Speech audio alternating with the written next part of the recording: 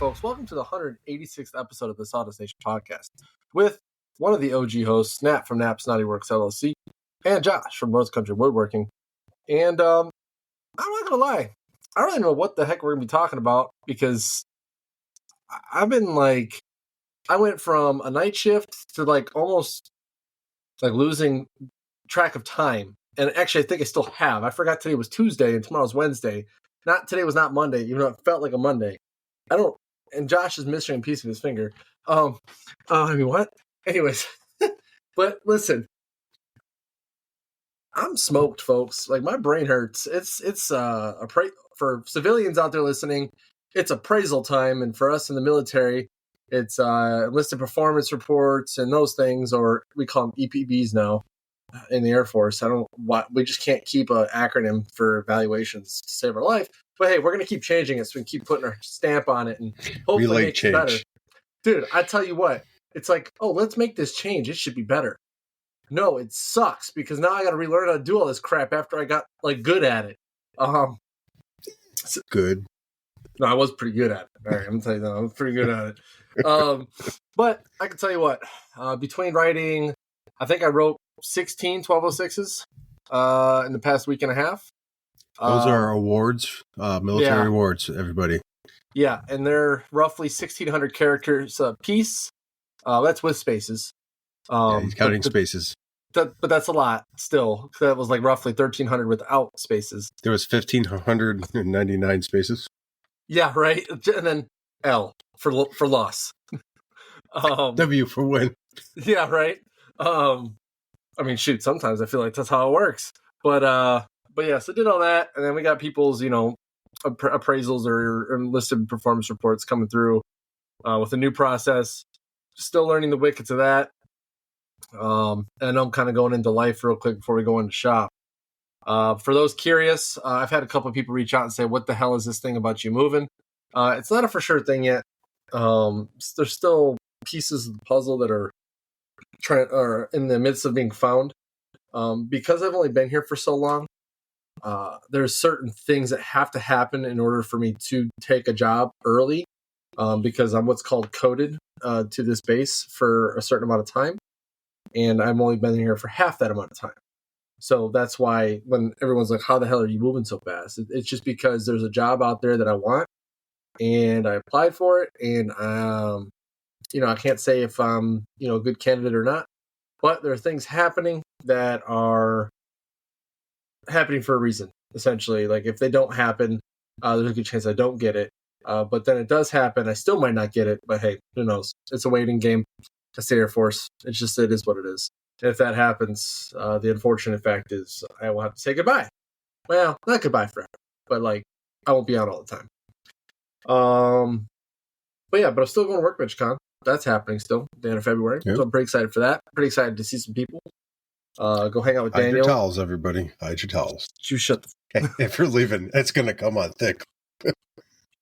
Dude, I'm going to tell you what, man. I think we're going to get your used towel. I'm going to go to Nick's room, and I'm going to put it on his towel rack. Just make sure you give him a little extra, okay? I'm sure it'll be open. And that's, you never know. But yeah, still got that going on. Things are kind of starting to cool down a little bit here, but not really. Oh, actually, literally things have cooled down. It was negative 72 wind chill here 2 nights ago. I was like, what in the F is going on? That is what you call it. What they say. This was the winter they warned me about. So last year was mild. Okay, so negative 25 was mild. Meh. Yeah, when you walk outside and you wonder why you live somewhere, that's cold. It was pretty bad. True. It was pretty bad. When you put food outside, in the snow while it's negative 30 and it freezes the soup. Yeah, because you have no room in your fridge. You're like, well, I can just put it outside. That's fine, right? Because it's cold. Using what I have, the back porch. In fact, that did happen. But yeah, so that's a lot of what's going on here in North Dakota. It's a great time. You should try it out. It's wonderful. But anyways, Josh, I've wanned enough apparently. No, stop. Just picking why on don't- you. We missed you. Why don't you go ahead and talk about your shop, what's going on, why you're missing a tip of your finger, and then I'll get into my shop and what's going on, and we'll talk about whatever you want to talk about. Cool. Well, there's actually quite a bit. I don't remember the last time I got to share what's going on in the shop. So, let's see. Let's start off with current orders. Okay. So, I have, 5 photography boxes. So boxes people sit on and move around, a photography set. My neighbor ordered for me, which I'm pretty grateful. Shipping's going to be cheap. Got to build those before the end of next week. We're running into local woodworkers here and there, kind of connecting with the area just a little bit. They're asking for help or, just, talk shop, whatever. It's kind of nice, running into people that like similar things as you and hitting it off. So hopefully we'll have some new people showing up for our lives and listening in. With that, increasing orders, I have a soap topper that's going to be cherry and walnut with some engraving at top. It's going to have a paw print from a past canine friend. And then the family name with a tavern name they made up for the father-in-law and established that by date. So it's going to be pretty interesting, pretty personalized. Grateful to be able to do that. Got an order for 3 plaques going to Pennsylvania. It's going to be an ongoing order between me and a old friend of mine. He is president of the board over there, and he reached out as soon as he became president. Goes, I know I get good stuff for you. If we can work out a deal, you got the orders. So I am doing plaques fairly cheap, and they're paying shipping and all that. So, but it's going to be an ongoing thing for at least another year or two. So at least I'll have a guarantee order going out at some point in time. And it's not timely to make. It's the shape of Pennsylvania. They provide basically everything, all the type, the way they want it. I put it in light burn, and once it's carved out on the CNC, clean it up, put it in the laser, does its thing, clean it up some more, and it's almost ready to go. So those are fun little projects. I like plaques like that. They don't take time. You know what I'm saying? You get them knocked out fairly fast. And if they like the ones I send, then you get more orders, and it just kind of snowballs from there. I have another mallet order. I worked with this gentleman before. He's part of an organization called OSI. I've sent mallets to Africa and different other locations for him. And he's sending coins this time to inlay into the actual mallet. And he sent me an extra one. So I'm waiting for another coin to add to my collection coming in, which is kind of cool. I enjoy that, especially when you work with people for a while. Getting a coin from the organization is just it's a bonus. And military challenge coins is something I do collect, and that kind of leads me into a personal project. After however long I've been woodworking for, depending when you want to count it as starting, I made myself a challenge coin rack, and it was one of those things where you made so many for other people, and I really didn't know what I wanted. And I definitely would like to do a bigger, more intricate one, but this was perfect. I found a couple pieces of wood that I really liked, and they were scrap from a project I just finished up, and it just worked out. I used 2 boards that were like 20 inches long, and I was able to make an entire project off of that. So it was basically the catalogs, which is the Mexican ebony that I was using for the shadow box, and had some sapwood in there, which had some spalting, and it was just beautiful. If you haven't worked with that type of wood before, what happens is like the outside's really dark, like a rich chocolate, and then when you cut into it, it's like it's hard to explain. It's like a dark, rich cherry almost. Like it's so much color variation in this wood. It's just absolutely beautiful.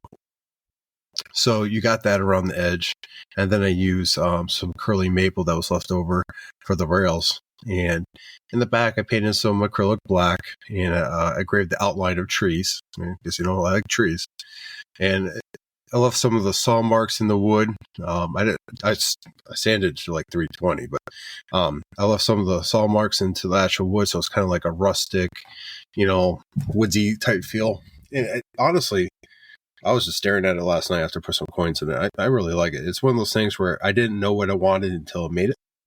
And I'm actually be moving desks here soon at work. So I'll be able to hang it up, or at least set it up where it can be seen. Nap will appreciate this. I'm moving from the 3-level desk to the 5-level desk, which is not a big thing, really. It's just we're moving desks because we're trying to organize it for better communication.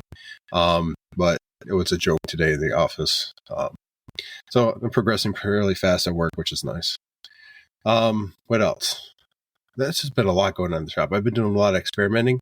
So I've been doing a lot of imagery with the laser, finding out limitations with my laser, which I'll get into shortly. That could be definitely a conversation piece that we could do. Same thing with the CNC, figuring things out, different details, different ways to program. It's kind of being integrated. Again, learning curve. So the programs and stuff I'm using, there's still things I don't know.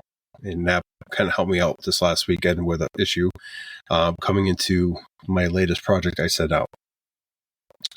So, ladies and gentlemen, let's play the guessing game. Nap, how much do you think a shadow box that is, say, 19.5 inches wide, 31 inches in length, and say 4 to 5 inches in depth, the price of shipping? Oh, that's easy. Well, where was it going? California. Well, California's probably about $50. Oh, I wish. So, was this an overnight? No. Normal shipping. That doesn't make sense, homie, because the most I've ever paid was $50, and that was like a 2 or 3 day shipping. Well, the receipts are here somewhere. How much did it weigh? I don't. Now you got me asking answer questions. I don't know what the receipt was. Yeah, you're missing crucial details here. Wait, and then because what size box did you use? Because you said I didn't use a box. I had them pack it, which I'm not including into the price of shipping. Oh, that's why it was so expensive. It's probably like $125 then. Nope. Shipping alone costs $120. I just said $125, so it's $5 off. Packing was another $50. Ugh! What? So I understand the packing. The packing, they probably just used multiple boxes. It was an odd shape. I get it. It was a little thicker. Josh, when I come to Illinois at the end of the month, I'm beating you with a stick. I'm serious. I actually got a discount on top of this. So it's not, the packing doesn't bother me. Okay. The packing, I understand I was going to pay for it. It's a insurance policy that I use to help the client and myself sleep better at night when the thing ships. So that was an issue. It was the zip code it was going to. Because I asked the guy, and he said about $50-$60 too. And when it pulled up, he even got taken aback. He's like, "Ooh." And I'm like, what does that mean? He goes, this is zip code, man. Like, it got you good. And we went through the different shipping prices, and that was the cheapest one. And it got there before, it's getting there before it needs to. So regardless, I always send the invoice with the exact amount. So I send it to the client. He hasn't paid it yet. Probably going to be a little upset about the price, because I would be. But it is what it is. I have the receipt for it. I don't charge them the packing material because that saves me. But yeah, it was definitely pricey. The facade and everything was a little bit thicker and different than our normal one. So how much was the actual shadow box? Like, it was expensive because he used the Cadillacs wood, and then the what wood? The Cadillacs.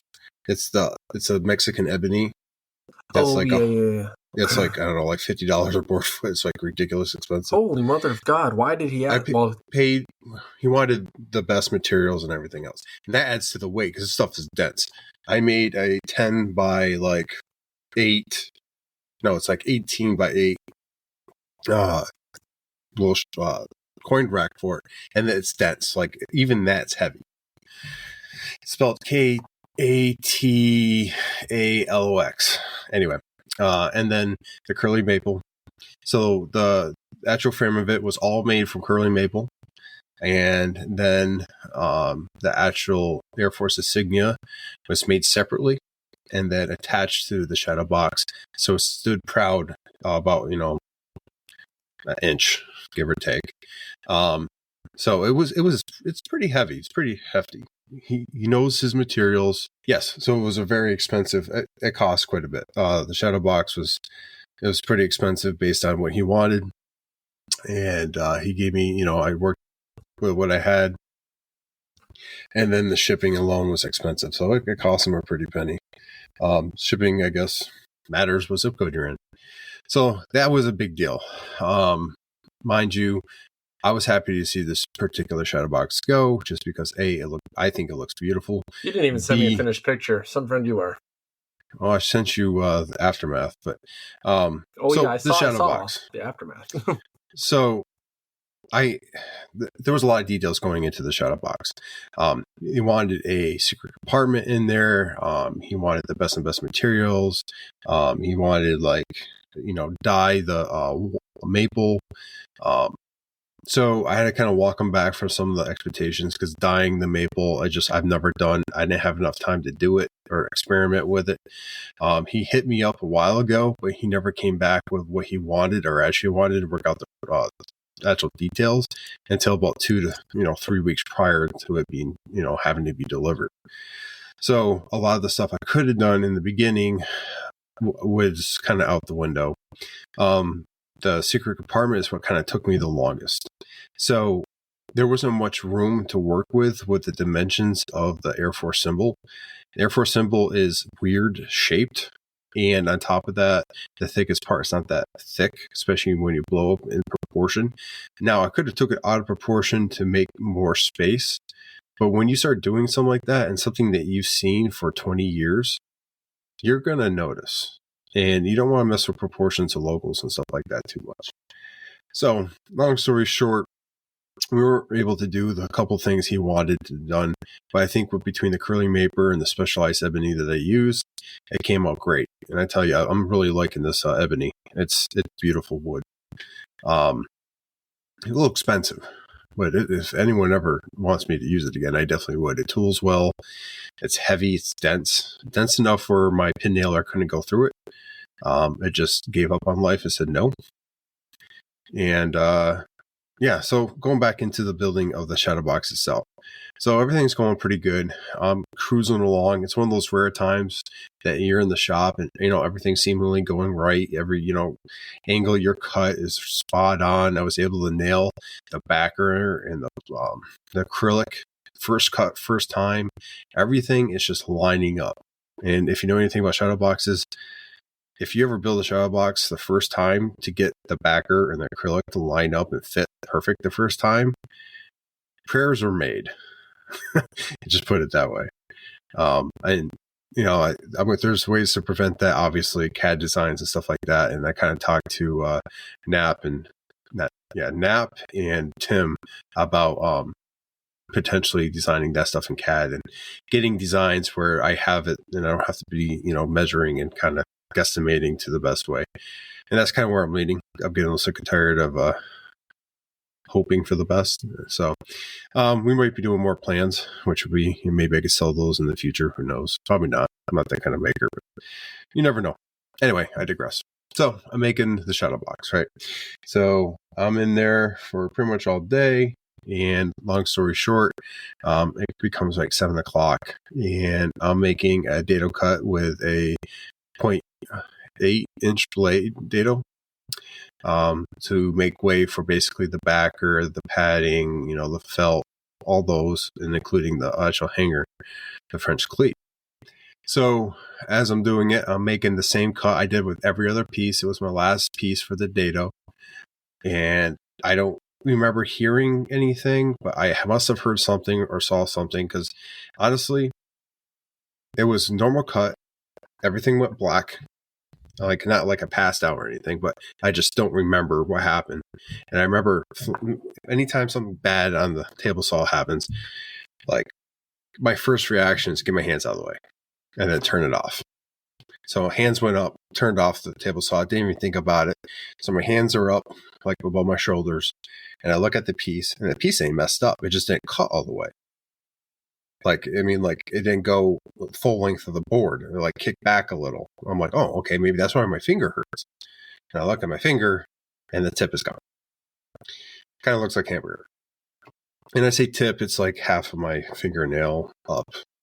So it didn't hit bone that I'm aware of. They really didn't tell me anything. So we go to the emergency room. They're like, we can't sew anything because there's nothing really there. It just looks like, ground up meat, missing fingernail, soak in solution. They gave me some good meds. Tell me to keep the bandage clean. So if I have any pointers, it's on my pointer finger. For anyone out there, good habits. Being careful around tools. No matter how careful, it can still get you. I think it's a good habit of what I've developed of putting my hands up and out of the way as soon as something bad happens. I mean, it gets that out of the danger zone, and I step back and turn it off. I don't know if that saved myself or not. I wish I had more details because, sometimes when bad things happen like that, you see it slow motion, you see what happens. I honestly don't know. Like I said, thinking back, it's like a black spot. I just can't see. I don't know if I heard a noise, what happened. I'm very, very thankful that I have I call it a little scratch I have. Messing with that dado blade and what could have happened, I could have been missing half my hand easy. Not knowing exactly what happened kind of does bother me because I can't correct for it. I went back the next day and I made the same cut. It was fine. Was I nervous? Fuck yeah. Hell yeah. Yes, I was nervous. But moral of the story is, I was definitely more careful. Not that I wasn't being careful before, but no matter how long you've used the machine, how comfortable or not comfortable you're not, something can happen regardless. A lot of people out there are like, oh, I bet you're going to get a saw stop. Yes, saw stop would be nice. I talked this over with my maker chat and a couple people. But I'm just not going to buy a saw stop to satisfy my needs right now and then have to buy a 3 horsepower nice one when I get out and get established somewhere. The saw I have works. It's the safest 90% of the saws out there. That's the user that made an error. So, not going to saw stop. I do have a tip of a finger. I learned my lesson. I just got to be more careful. Got to be more in the moment. The wife definitely feels like I was tired. I was in there in the cold all day, which is very possible. But here's the catcher, right? Well, all the times, Nap and you guys out there and girls listening, that we've been out there and we've been jobbing. We've made cuts. We've done everything, and it was fine. I didn't feel tired. I didn't feel exhausted. I didn't feel like I was distracted. I felt fine. And I still made a mistake. What we do is inherently dangerous. There's no one out there that's going to, regardless of the precautions you take, something always can go wrong. But like most of things in our life, we go out there and we accept those risks and we make things and we do things. Am I going to tell the client? Hell no. That's not really their business. I mean, like they listen to the podcast or they ask if something happened because my finger's bandaged up. I'll let them know. But, case in point, just be careful out there. You never know when that blade's going to come up and get you. So that is that piece. When I sent it out, I felt good. It looked good. I did it. It went smooth. Other than the finger part, it went smooth. Like honestly, there wasn't much about it that had problems. My miters lined up. All my cuts seemed to be right on point. I couldn't complain. That was a good build. So it is what it is. It's going to heal. It takes time to heal. It hurts like a son of a gun. That's why I have some good meds. Yes, I did have to file paperwork on myself when I got into work as being occupational safety. You have to file a certain report if you get injured. Supervisor should fill it out. But my laughed and told me to fill it out. And I got some hell at work because of my job. But it is what it is. Not much more to talk about on that. Nap, if you got any questions, be happy to answer them. But there's plenty more material that we can dive into if you like. But yeah, that's the story behind the missing tip, or just the tip. So A lot has happened in the shop between figuring out 3D printing to projects, knocking them out, getting them out there. I did finish a couple. I just forget exactly which ones. I did a name sign for a wedding, got that knocked out for a friend. He has that. Seen for a while. It's like against some deadlines there. But now I have a shadow box. Those boxes I talked about. What else? I got the hammer. And I feel like I'm missing one other crucial item somewhere in there. But got my invoices to take a look at. Knocking things out. I'm feeling good about it. Got another shadow box I got to knock out and ship out. I told them, end of the month I'll have it ready. They're not in a hurry, but they did pay last year, and they're like, get to it when you can, just keep us updated. So that's at the end of this month because I think I can knock that out. So I'm right on track for everything I want to do, and it's nice to be getting a little bit busier. My name's getting brought up more and more when it comes to different stuff, and it feels like I'm getting a foothold here, which is quite nice, actually. That's that for the shop. Let me know what's going on in your shop and what you've been up to. Yeah, sorry I look like I've been absent. I've been listening, but of course, when it rains, it pours. Well, in this case, when it snows, it blizzards. See, how do I put this without saying too much?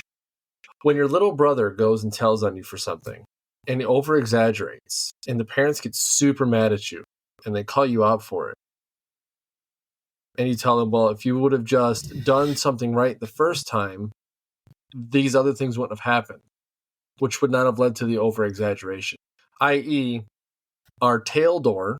So for those that don't know B-52 hangers, tail door is open. There's a small door that opens just for the tail. Most people that work big aircraft know. Oh, no. No. Nothing bad happened. Okay. We have a policy here that if you open the doors, you call MOC, which is the Maintenance Operations Center, to let them know, because if it's open more than 20 minutes, they want to know. Okay, so that way if there's any calls or anything, they know what's going on. Well, when we run on some of the equipment inside this hangar, there's exhaust.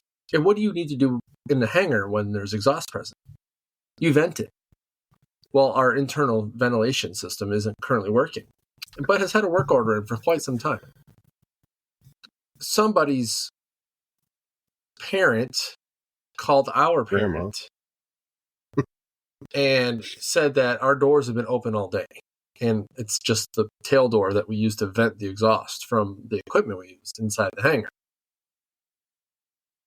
And now we're all getting yelled at. So that's what I was just doing. Oh, group punishment is my favorite. I know, I love it. It's so good. But anyways, wow. Yeah, that's how that is progressing. My night's getting great, guys. I love it. Just so great. It's amazing. You'll be okay. Anyways, the punishment. All right, so jobs. I've finished quite a few jobs, actually. I don't really post anything. Yeah. I don't post anything on Instagram anymore because I just don't care to. It's too much energy. And I don't have energy for that crap right now. Sorry, just don't. And Josh, if that is your shadow box, I went back in the maker chat and I went and looked at it. So, nice, I sent you both items. Thank you. I do want to, before you get into it, I am very, very proud moment for myself. I did not bleed all over the wood. I did not stain the maple at all. There was no blood anywhere but on the floor. Oh, there would have been. When you said you couldn't dye the wood, you could have. You just missed your opportunity. Anyways, you could have made some blood wood, in fact. It would have been great. But let's see. So I got one of those ammo plaques that I made a little while back. Remember the one with the coin and the patch? Well, I got one more of those to make. It's already lasered. I just got to epoxy it. Stop being lazy. Get that done. I got 4 of these. I don't know where they're at. I think they're out in the shop. They're the shape of keys. They're plaques for somebody. I just got to mail them out tomorrow. Actually, I can cross this one out because this one here that I'm about to read off is done. I finished 2 going aways. They had dumpster fires on them. That was pretty cool. Literally, there was a dumpster fire SVG. They were great. I loved it. I loved every bit of it, actually, because, yeah, it is a dumpster fire there. Let's see. I did a last-minute recruiter job. I did one of those knife plaques. Two shadow boxes were canceled. That kind of hurt. Luckily, I didn't buy any of the material. One of them was canceled due to the fact that it was a guy that was a staff sergeant that got out, more like forced out under certain conditions that not other than honorable. It was just he got, I guess, med boarded or something, and a whole fiasco went about. Let's just say that he feels that a shadow box will not bring back good memories. He said he put all of his stuff in a tote and put it in the back of the closet. So that's how sour he is. He thought shadow box would be cool to have, but then he just kind of changed his mind. I was like, all right, man, whatever. Like, that's cool. I guess I can understand that. Still. Yeah. And then the other shadow box turned into a massive coin rack. And that is because the shadow box was possibly already in work by somebody else. Like someone else in that person's retirement was already working an avenue for the shadow box. Because he didn't. And that's fine. I'm not even worried about it. But instead of making, I think, a 48-inch wide, so a 4-foot wide coin rack. That's a lot of coins. Yeah, he said he's got like 120 coins. So, and they're at least, and some of them are 3-inch coins. So I'm like, whatever, bro. I'll make you a coin rack. That sounds fun. So realistically, not a lot of CNC work. However, I'm going to use the laser. I'm going to do some, I'm going to do a BJM special. Okay. Without those butt joints, they'll be miters. It will have the symbol in the middle, and it'll have the rows. I'll probably do cherry backer with walnut rails. Coin rails. Yes, thank you. So that'd be cool. But yeah, so that's cool. I mean, roughly same. Honestly, funny thing, even though it's not a shadow box, it's still roughly same cost of what it would have been. A little cheaper because it's just coin rack, but that's a large coin rack and material ain't cheap. Yeah. Okay. And I'm gonna put some extra frills. I'm gonna put some extra frills in there, because I like the guy. Just do a couple extra things, and he'll enjoy. Just trying to figure out. Well, there's really nothing to figure because I'm gonna make it to where it's flat mounted on the wall. Yeah. So I'll do a pocket in the back. It'll probably be, just over 1/8 of an inch pocket. I'm doing one of those metal French cleats. I'm gonna tell you what, those metal French cleats are like a game changer for me. I used to do wood ones, and I was like, as soon as I found that metal one, I was like, why am I doing wood ones? That's so much work. They're pricey, but they're worth it. They don't take about much space. No, the small ones, like the 12-inch ones, 100 pounds. It's over 100 pounds. It's why not? Go ahead. You know what I mean? Easy now, kill. mind you, if the shadow box is like, the 20-inch wide shadow box, I'll get the 18-inch French cleat just for added stability. Just that's all. Just so it doesn't like for. That's like just 200 so like pounds. if somebody were to put the shadow box on there and slide it too much, and it just falls off the wall. You know what I mean? Like,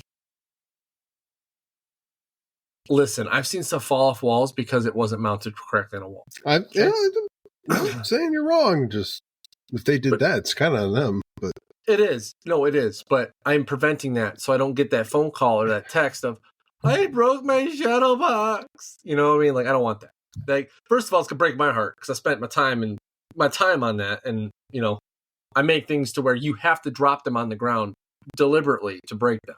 Like, there's no like, oh, I touched it. I make things to survive shipping. Yeah, exactly. Literally, that is. You can drop it all you want. It's the shipping I'm worried about. Yeah, exactly. Like I put plywood in my shipping now. Like, I do plywood sides and tops, and I do plywood slats across the plexi over some bubble wrap, and then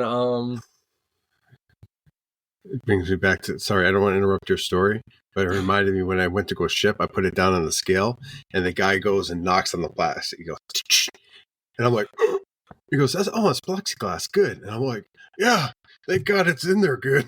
Don't do that again, or I'll kill you. I'm like, oh my God. He saw my face. He goes, sorry, I just had to check it was glass. And sorry. But yeah, so I put, the slats over.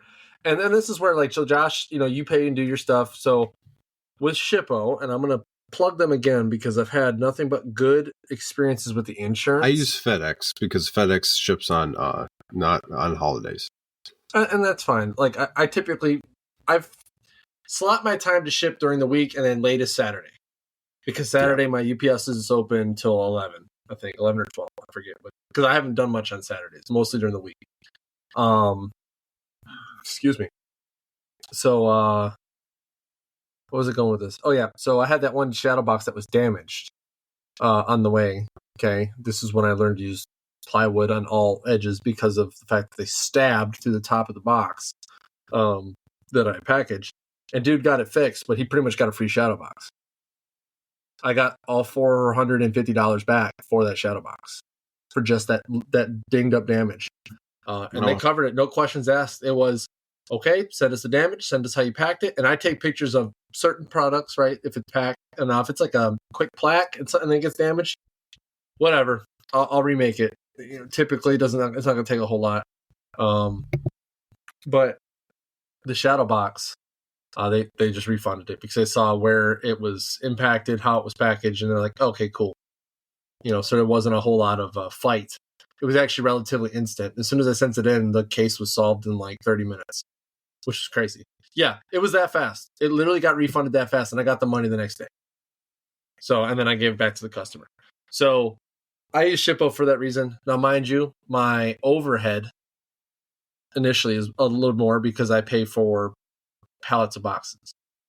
I pay for boxes that are relatively the same size as most projects that I do. I do have the odd shape larger boxes for larger shadow boxes because I do make some that are roughly 3 feet tall. And honestly, those are beasts of shadow box. I hate making big shadow boxes. They suck. Oh yeah, there's a lot you have to kind of think of when you start doing that kind of stuff. Like the plexiglass, you can't necessarily use the same thickness. You could use a thicker thickness so it doesn't, depending on how it's styled, right? So yeah, I mean, absolutely. You know what I mean? Large area volume. Yeah. But here's the beautiful thing. So the way I make shadow boxes now, if you notice, I don't leave the front where the flag goes. You know how there's that cross beam for the flag? I don't leave that without wood over the front of it anymore. I program it into where there's a brace across. So when I put the glass in there, it's actually glued to the back of that as well. So as long as it's adhered properly, which it is, I've done some testing, and we'll just say there's a few things I'll never do again. But it's so strong that I could still use 1/8 inch because of the way I glue and how much surface area is being glued to the wood itself. I don't glue my plexiglass in though. I use the dado and I slide it in that way.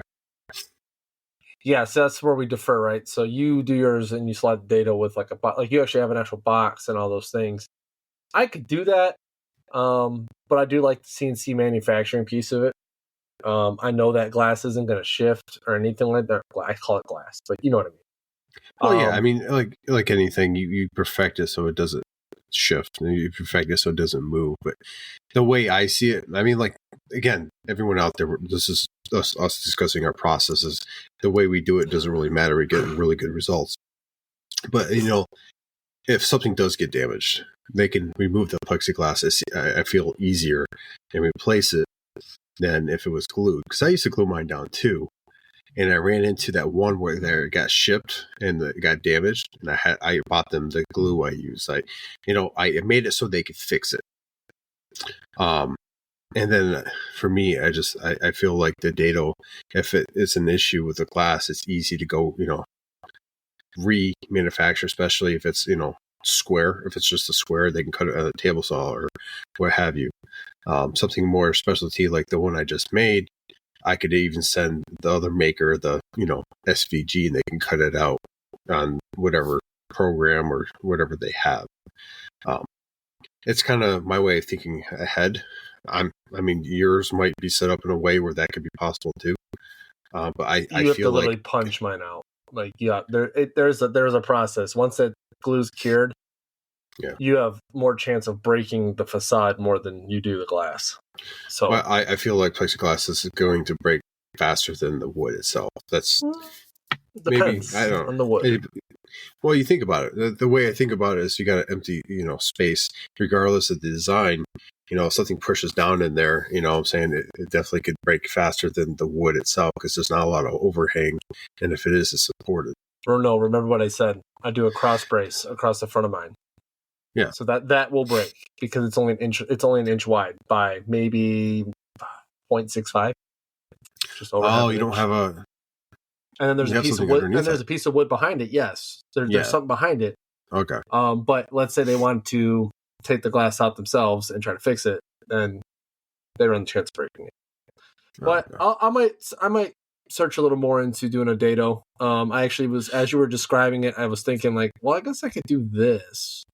Yeah, there's 100 different ways. You can still do it the same way you're doing it. Because my cross brace, basically, I cut it so that the acrylic rests on top of it. I don't glue it or anything. So it still gives that rigidity. It just doesn't have anything on top. Like I think yours has that wood piece going. You could do the same exact process. Just account. You already counted for the space. You just don't have to glue it. Yet again, everyone out there. Nap and I share designs, so we share how we do things. He comes up with a process that makes sense for him because that's what he's comfortable with. That's what he thinks best fits. I do the same. What thinks best fits. We share. We use each other's stuff. Whatever happens, but in the end, it's always ours because we make these simple decisions and try different things to better ourselves. I do like your cross brace going on top. I think it's pretty sleek because it really accentuates that look. I thought about using that a couple of different times since I saw yours. I'm having to redesign all my stuff anyway. Who knows? You might see something like that. But yeah, I mean, shadow boxes are great because you can make them in every which way. I actually have a couple of shadow box designs. Once I don't have any orders and I've had wood, I'm going to make a couple and keep them in as a spare and have them as an option. It's just one of those things where it would be nice, someone pop in the inbox and go, hey, I need a shadow box. What do you have? And be like, I had this made. Just be like, yeah, done. I've thought about doing the same. So I ain't gonna lie to you, man. The 6 weeks coming up, I know I'm gonna watch my kid a lot, but he sleeps at least 3 to 4 hours at a time. So yeah, I'm gonna rack out the rest of these jobs that I have, which isn't very much. I need to hit this one person up about a shadow box if they still want it, because if I end up leaving for Louisiana, I got to make it sooner than later. You know what I mean? So as it is, I'll have to pause making for a while until I figure out what the hell it is that I actually do down there. So yeah, that's going to change if I get this job. So yeah. Josh, Okay. You are not going to get my table saw, and no, you're not getting my Winfinity. You better talk to your wife. She would have told me Josh isn't.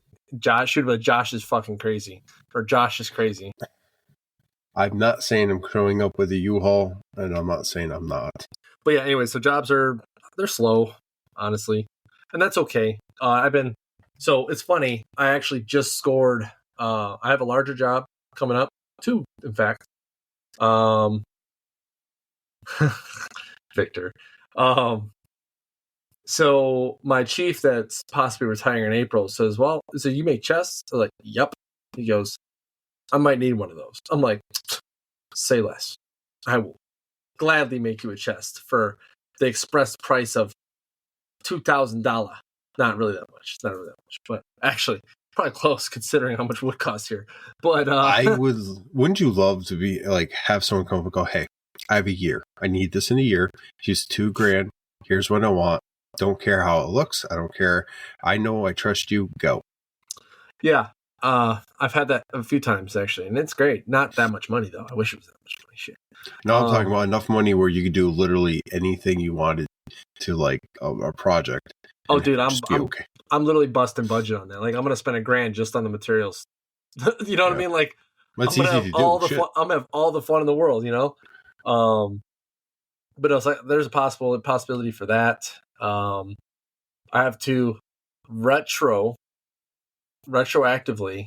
make plaques for this past year for a particular award that no one ever got hardware for. So that's it's 12 plaques, which means easy money. Plaques are easy money, folks. And if this goes well, I'll continue to make them. As it is, I still make the Load Crew the Quarter trophies or plaques or whatever they're called. Those are working out pretty good. But anyways, yeah. So lots going on in the shop. It's slow, but not slow. I know it makes no damn sense, but like jobs coming in, they come in waves. Like I'll be in the middle of a complicated job, and then all of a sudden it's like, oh, hey, can you make this tomorrow? What?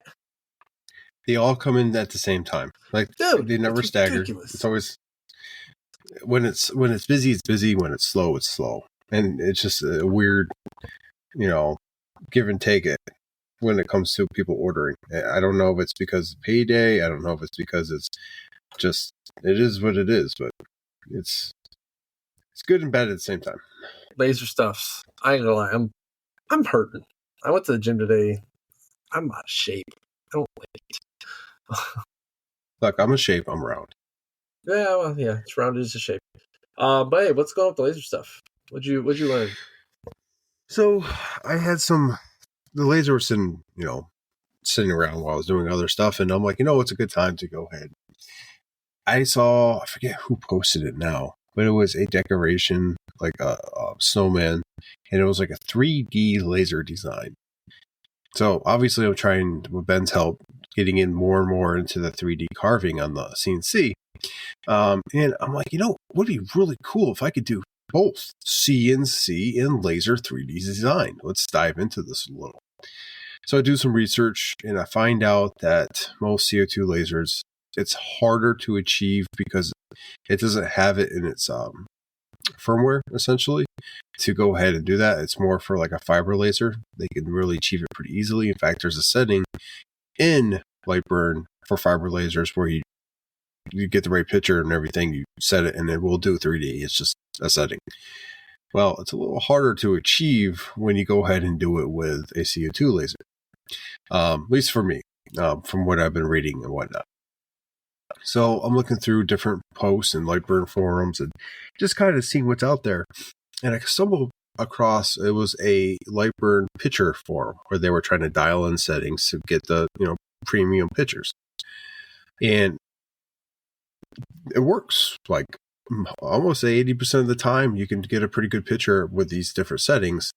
And what I realized, if I increased the power setting from like your lowest power setting where it fires to, like 30, 35%, that shading actually engraves darker, which gives you this more 3D effect, much like what I'm trying to achieve with the 3D laser engraving. So, and it works with some pictures, and other pictures it doesn't. It really depends on the contrast and the whites and the darks and the grays and stuff like that, and how big the picture is, and a lot of different things go into this, right? But I did get a couple good images that were 3D in effect that looked fairly decent. I took some images that when I first got my bio laser, I tried to achieve, could not, been able to achieve now with the CO2. So I'm not saying I got it dialed in for the settings. What I'm saying is I got closer than I have before, and I am achieving, photo-like quality images.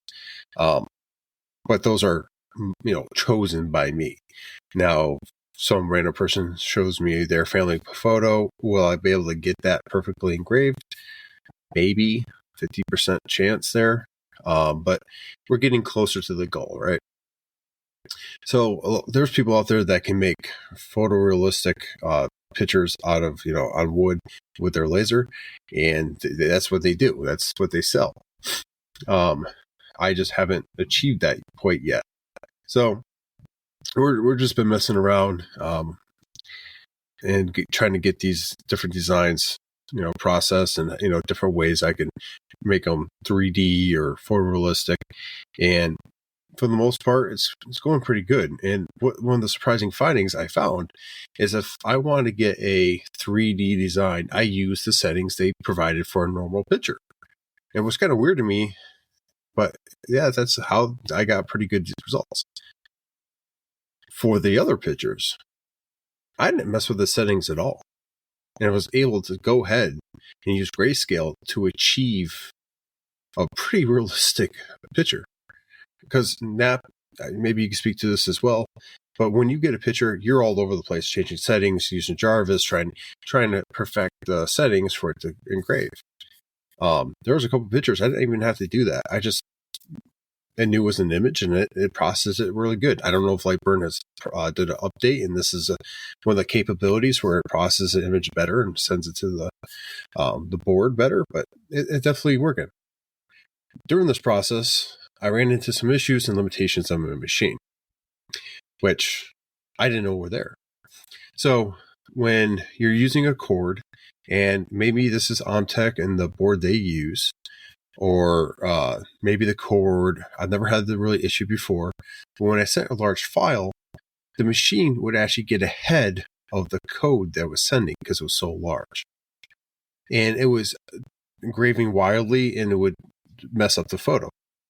So I'm like, okay, we can bypass this feature by sending it directly to the board, and then it can engrave and push play right off the board. Well, your board has only a certain amount of memory. So if you're doing a very high detailed image that's large, your board can't process it because it's too large. How do you get around it? You have to reduce the resolution. How do you do that? Dots per inch. So there's a lot of things you start getting into to make something happen. So, limitation. My board has a limited memory. It's good to clear out that memory every once in a while. Something I never did. I learned how to do that. How to send a job to the board to start there. Something I never really did. I usually send it from the computer, then I can disconnect it, whatever. It's the same process, but you can actually send it to the board and push play on your controller. There's just a few things I never really had a reason to go ahead and try, but through this process, I was able to go in and kind of mess around with settings and things I typically never got to play with. So there was a couple lessons learned, a couple things with that, and it was just a really fascinating way to go about, learning more about Lightburn, the capabilities of my machine, and, exciting things moving forward into the year that I might be able to achieve. I know photos and stuff like that's always been a challenge for me, and I know that in the past you've done the same thing, and you've got some pretty good results as well. But maybe we put our heads together at some point in time, we can come up with better results. So yeah, there's a lot of playing around with that, kind of pushing that everything to a limit a little bit there. Got some pretty good results. I sent them to a couple of people in the maker chat I have, and NAP, and I think it came out pretty good. Haven't done anything really recently with that, but I was making some pretty good progress not too long ago. So I don't know the last time you tried to do a picture, man, but it definitely was game changing. So I am beyond furious right now. You look it. So as far as doing pictures on wood, I have also done some testing.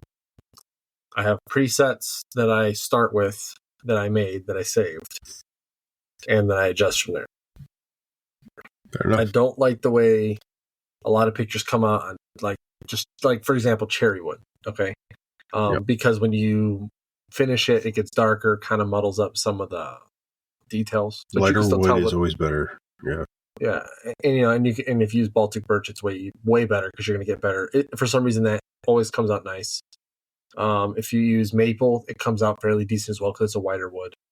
But if you use anything with any kind of red hues or like lightish brown, I mean, obviously don't do it on walnut because that shit ain't gonna work. It just won't look good. But if you use a lighter wood that's whitish, beech wood is even decent.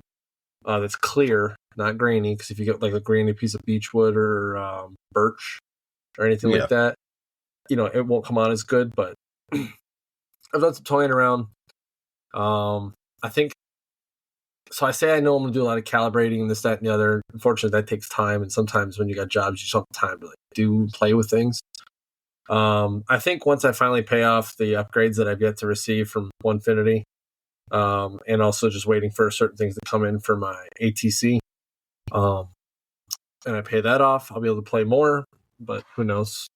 It's gonna be crazy. I'm gonna have this freaking kick-ass machine, and I'm not gonna be able to use it if I go to Louisiana. So it'll be fine. It'll be used. Don't worry. I'm sure because I'm gonna take the Onefinity with me.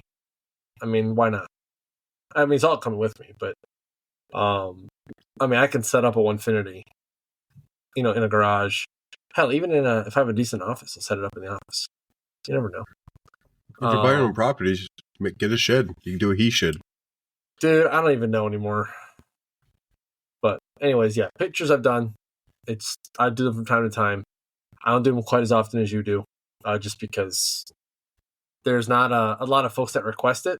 But if I have like a hard to trace patch, sometimes I'll just Jarvis dither a patch.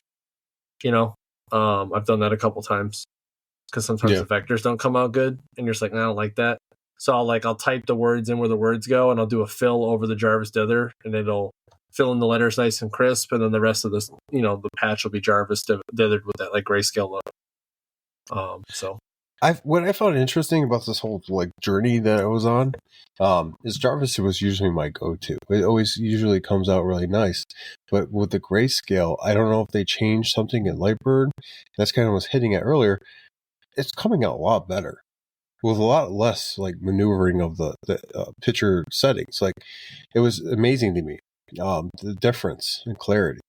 Like I said, Lightburn's one of those programs where like every update that they come out with, something changes, and like they have an announcement what changes. But there's so much sometimes. Like you'll be wondering capability, and someone will mention in their chat, and they'll come up with it. Like, hey, they really listen to the community what they want. So it's definitely worth checking that program out. But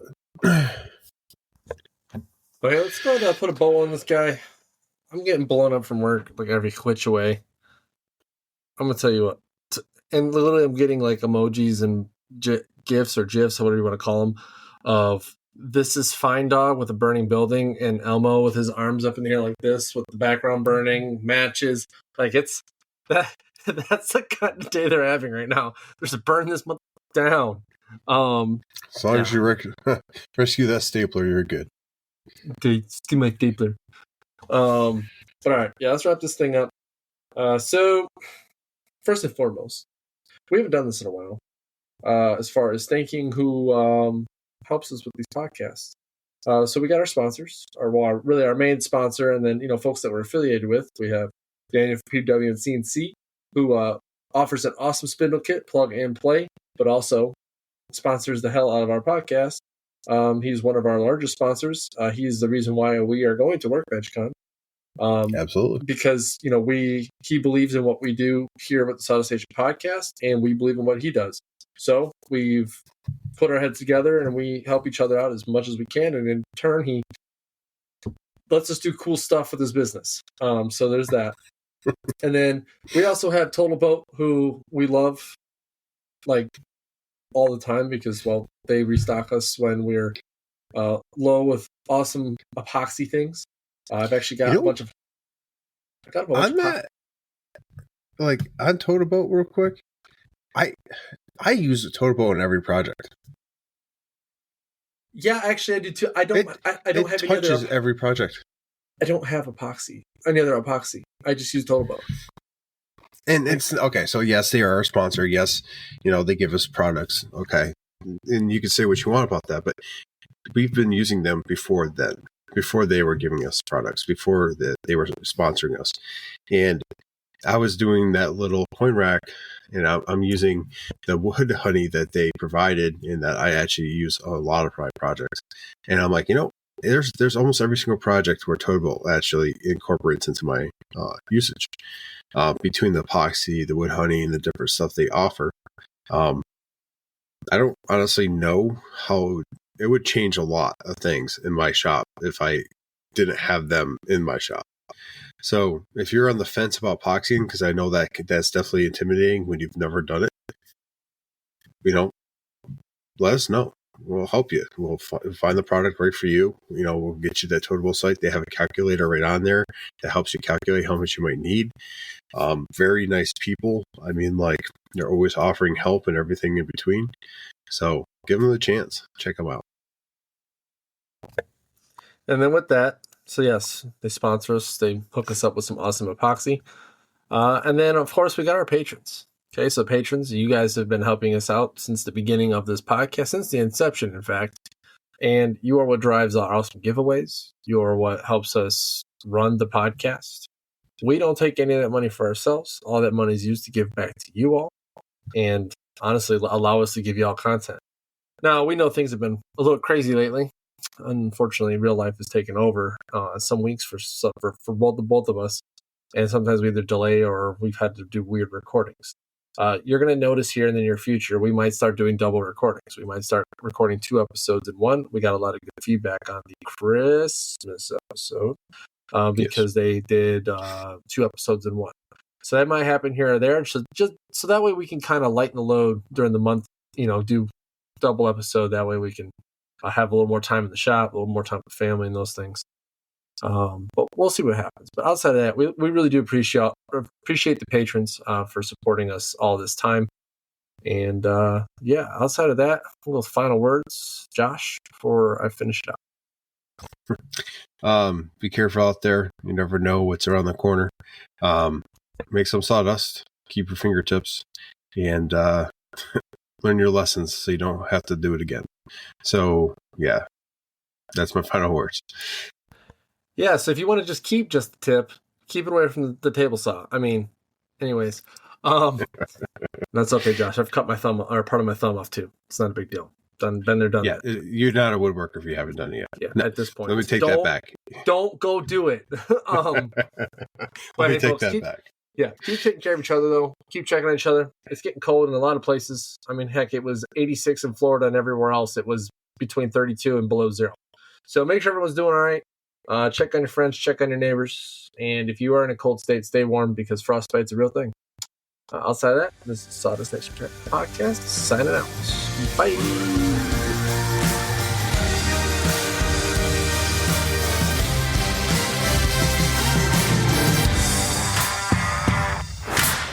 Chucking up deuces. Bye-bye. I'm sore. Go meet me now. Maybe not.